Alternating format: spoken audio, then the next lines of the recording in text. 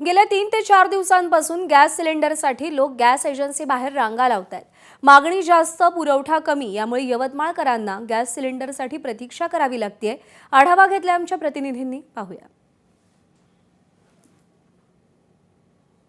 गेल्या 3 ते 4 दिवसापासून यवतमाळ जिल्ह्यातील गॅस एजन्सी समोर नागरिक गॅस सिलेंडरसाठी रांगा लावतानाचं दृश्य आपल्याला पाहताना मिळत आहे। आखाती देशातील ज्या युद्धाच्या झळा आहेत त्या आता यवतमाळकरांना सोसाव्या लागत आहेत। सकाळी 6 वाजतापासून या ठिकाणी जे आहेत ग्राहक सिलेंडरसाठी येत आहेत। कधीपासून तुम्ही या ठिकाणी सिलेंडरसाठी आले आहात? कधी नंबर लावला होता?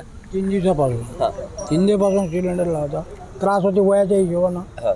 पहिले आल्याबरोबर पावती मिळे, आता मिळून राहिली।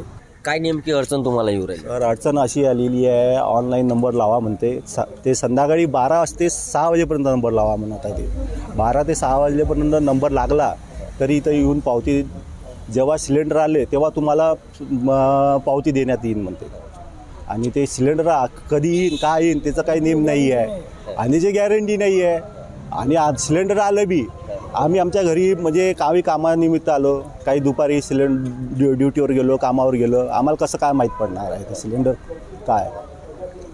निश्चितच आपण जर पाहिलं तर नागरिकांना OTP येतो आणि त्यानंतर सिलेंडर घेऊन जा असं सांगण्यात येत आहे। मात्र या ठिकाणी रात्री 12 ते सकाळी 6 पर्यंतच नंबर लावण्याचा एक वेगळा अनुभव या नागरिकांना आता सिलेंडरसाठी येत आहे। निलेश फाळके, ABP माझा, यवतमाळ।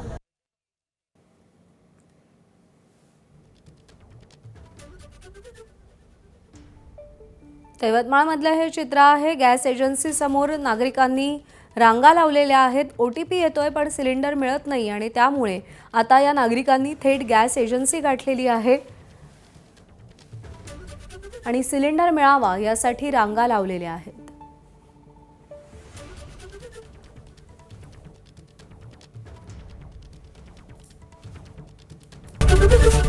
ABP माझा, उघडा डोळे बघा नीट।